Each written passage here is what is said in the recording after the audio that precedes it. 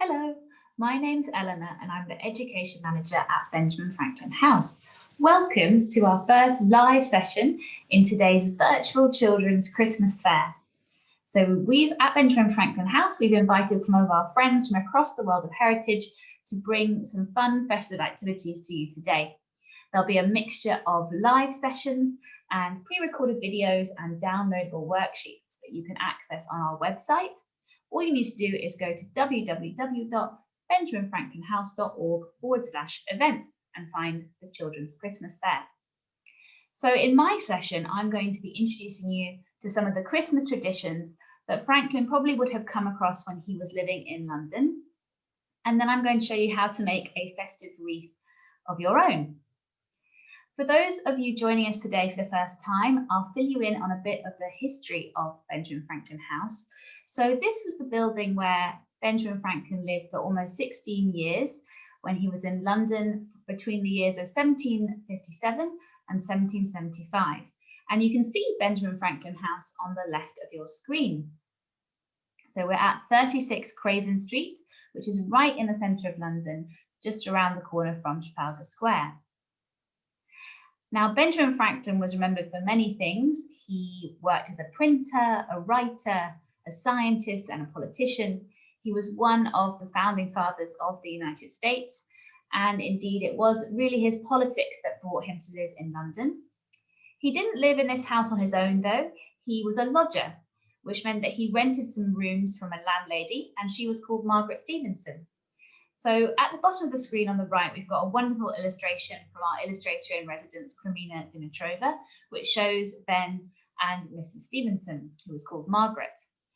Now, Ben had come over with his eldest son, William, who helped him with his work, and Margaret had a daughter called Polly. So they all lived at Craven Street. There would have been servants as well. And towards the end of Franklin's time here, Polly actually got married to another scientist called Dr. William Houston, and he ran an anatomy school from the house here. But let's think about what was happening in London at the time. So Benjamin Franklin was here during the 18th century, and you may have heard people speak about that time as the Georgian period. I wonder if anyone knows why it was called the Georgian period. What could it have been named after? So you may know that the Victorian period is named after Queen Victoria. Well, the Georgian period is named after several kings who were called George. Let's find out a bit more about them. So who were the Georges? The first George, King George I, came to the throne in 1714. So this is normally when we think of the Georgian period as starting. And you can see him in a wonderful portrait on the left. All of these portraits are from the Royal Collections Trust. So some of them will be on display in different palaces across England. And they all really show off the power and the majesty of these different kings. You see their very ornate clothes here. So George I reigned until 1727.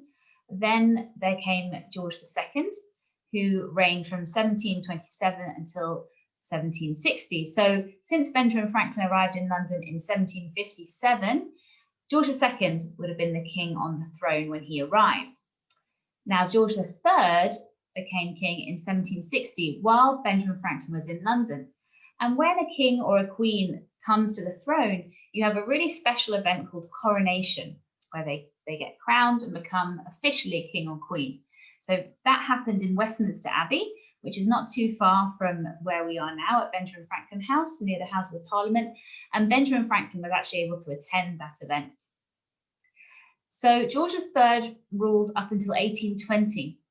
And that meant when Benjamin Franklin left, he was still king. And a very important event happened when Franklin left in 1775. In fact, it was really the reason he was leaving. And this was the War of Independence. So before then, before 1775, America was not its own independent country. It was part of England. And then there was this war and it broke away and became independent. And that's why Americans celebrate Independence Day on the 4th of July. So George ruled up until 1820, but unfortunately he was not very well towards the end of his life and couldn't really rule as king. So that was when his son George IV took over acting as king, but because George III was still alive, he wasn't yet called king, he was called regent. So he ruled as regent from 1811 up until 1820, and then became king 1820 to 30. So this whole period we call the Georgian period, and sometimes that section when King George IV was ruling as regent, we call that Regency period. So that's the Georges. Let's find out a bit more about what happened during Christmas at this time. So much like today, Christmas was really a time of celebration, of coming together with friends and family. The Georges would often have parties and get-togethers and big meals. So the painting on the left is quite a famous painting by William Hogarth, an artist at the time. And you can see the Georgians gathered together in their finest clothes. The people in the middle are playing cards, and there would have been these kind of entertainments at Christmas, games like cards, probably storytelling as well, carol singing like we have today, and other fun and games. Eating was very important, much as it is today as well. So on the right, you can see a scene of a Christmas meal. This is a kind of different section of society though. So on the left, we have the gentry, and then on the right, we have, this is a farmer's meal. So lots of people gathered around the table and lots of food being shared there. In terms of what they would have eaten, it also would have been quite similar to today. So it would have been probably turkey or goose for the main meal. And for the pudding, they would have probably known a Christmas pudding like we would, although it may have been slightly different, and a form of mince pies as well. In terms of other traditions, so the Christmas period ran from the 6th of December, which is known as St. Nicholas's Day, all the way through to the 6th of January, which is Twelfth Night. And actually at this time, it was traditional to exchange presents on the 6th of December, whereas now most people would do that on Christmas Day itself on the 25th. However, the Christmas Day, the 25th, was still a national holiday. Many families would go to church and then gather for this big meal, like happens for many families today as well. So since we're going to be making our own decoration today, let's think a bit more about how the Georgians would have decorated their homes. In the picture with the meal, maybe you can see that there's some greenery hanging, and this was the main form of decoration in the Georgian period. So let me show you some more examples. So they would have used evergreens like holly, for example, and made these beautiful wreaths and other decorations like the ones you can see on the screen. On the right, the kind of hanging ball, this is something called a kissing bough, which was very popular. You can see it's got some berries there as well. It may even have had candied fruits and other ribbons, maybe even candles to decorate it too. A difference to today, though, is that it was considered bad luck to put up these decorations before Christmas Eve.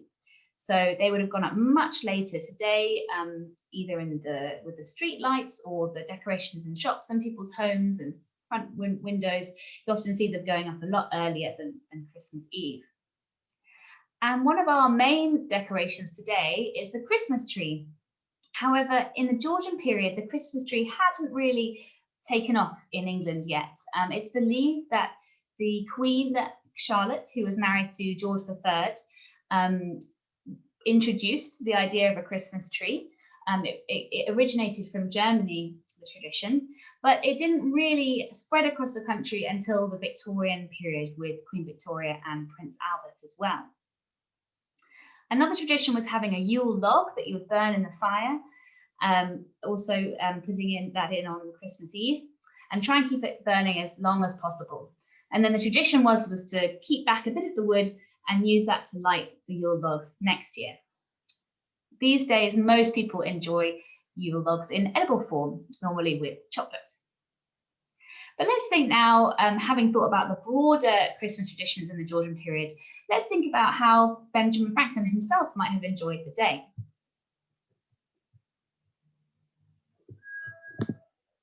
So luckily for us, Benjamin Franklin wrote a lot. We have a lot of his letters. And in his letters, which he wrote while he was living here in London, he did make some references to Christmas. So he talks about Christmas presents, about going for a meal with friends, about visiting friends. So many of those elements of Christmas that we include in our Christmas celebration today. Something that he may have enjoyed on Christmas Eve, we spoke about how it was common to have singing, and Franklin was a great lover of music, was he may have done a performance using his glass harmonica, which is an amazing instrument that he invented while he was living here on Craven Street. Now, this instrument is inspired by the musical glasses, which is when you take wine glasses and fill them with different levels of water. And then if you wet your finger and move it around the rim, you can make a really haunting sound. So he improved that design and made his glass harmonica. And at the museum, we have a modern replica. And I've had a go at playing a simple carol on the glass harmonica. So I'm going to play that to you now. And I wonder if you can recognize the tune.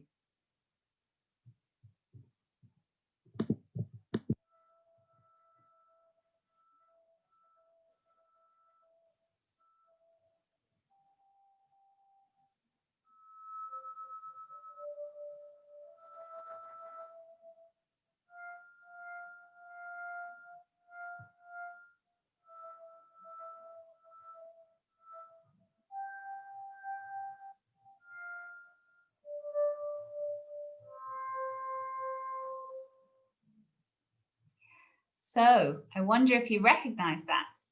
Benjamin Franklin wouldn't have known this tune. It's much more modern. It is Jingle Bells.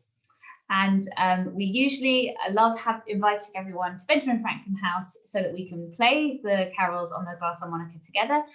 This year, I hope you enjoyed at least hearing a clip of those carols here today. So let's turn now to the craft activity that I'd like to share with you. I spoke about how most Georgian decorations were using these evergreen plants, and that was wonderful because even families that weren't so wealthy could access those.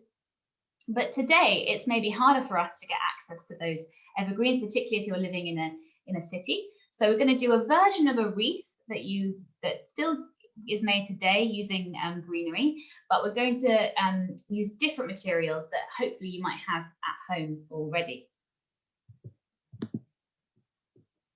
So I'll start by showing you some examples that I've got here. So one like this.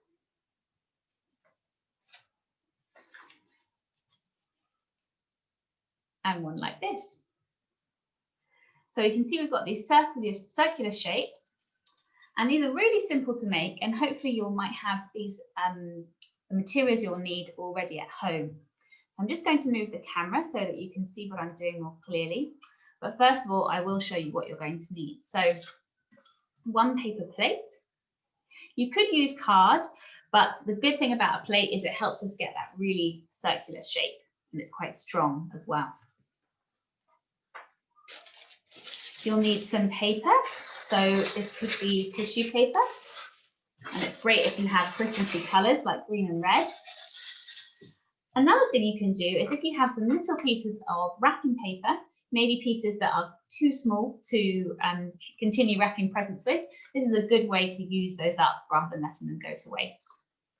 And then you'll need other things to decorate your wreath. So that might be some pieces of string or ribbon. If you have any of these pom-poms that you might be using to decorate presents. And you may even have some stickers that you could use. If you don't have those things, then you can always use felt tips as well to decorate. Now, to put this all together, we're going to need some scissors and then something to stick things together. So that might be tape, or you can use PVA glue instead, whatever you have. So I'm going to move the camera now so you can see what I'm doing more clearly. First of all, you want to take your paper plate and we're going to cut out the center. So we're going to cut a circle out of the middle. So if you take your scissors as well. Now, to cut the middle, it might be easiest to bend the plate a little bit, make a hole,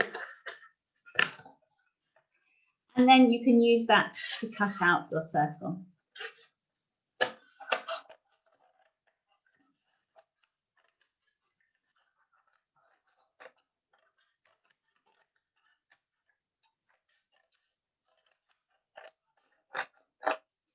You're going to cut that all the way around.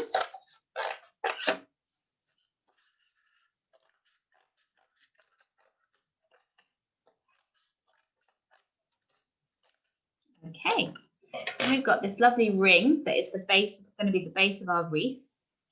And next you're going to take some paper. So I'm going to take, you can either cut small pieces and stick them all the way along. I'm going to take some longer pieces and kind of wrap them around the wreath. So I've got some green to start with. Now, because it's tissue paper, I can easily rip it, but you may need to cut it as well.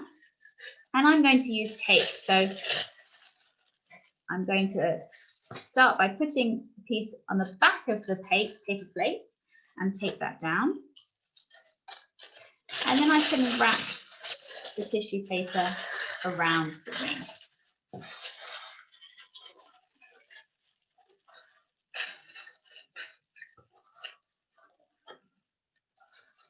And tape it down again. So I have a portion of green here. And now I'm going to get some red, and my next part is going to be red.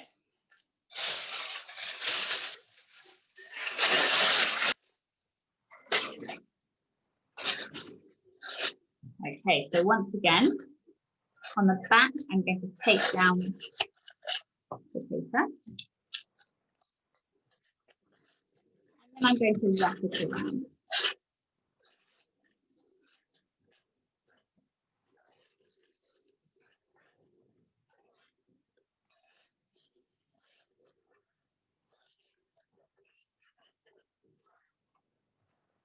And tape it down again on the back to secure it. Okay. So I think I'm going to have my wreath half red and half green. So I'm going to get a little bit more green to fill in this white space here. And you can really do any colours you like.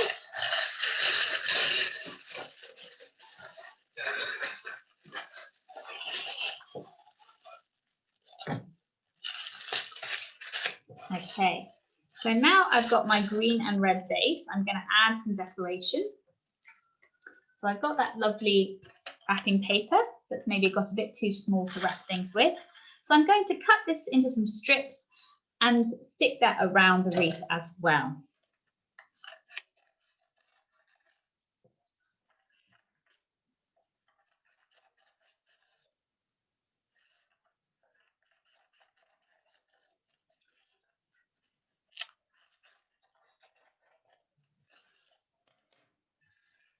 Okay, and then actually, as if I was wrapping the wreath up, I'm going to, on the back, use the tape to stick that into position.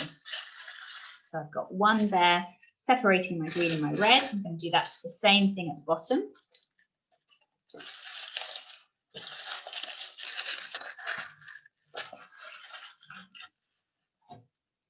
Securing it with tape, but remember you can use glue instead if you prefer, or if that's what you have at home. And I'm going to add 2 more on each side as well.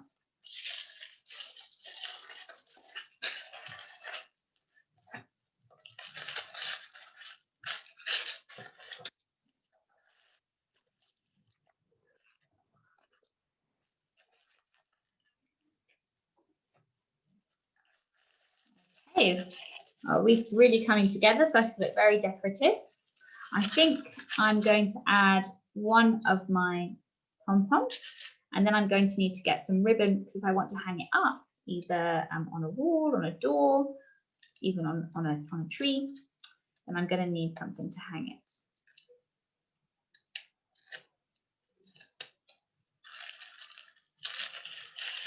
I've got my lovely decorative pom-pom. I'm going to take some ribbon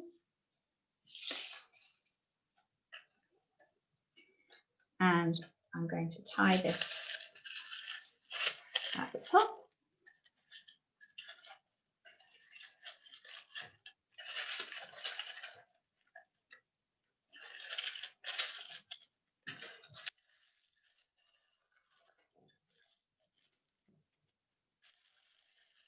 Okay, and now my wreath is ready to be hung and to decorate the house. So I really hope you enjoy making some wreaths of your own at home. Thank you so much for joining us today, and do remember to check out all the other activities we have from our wonderful partners who are other small historic houses, and from everyone here at Benjamin Franklin House, wishing you a very Merry Christmas. Goodbye.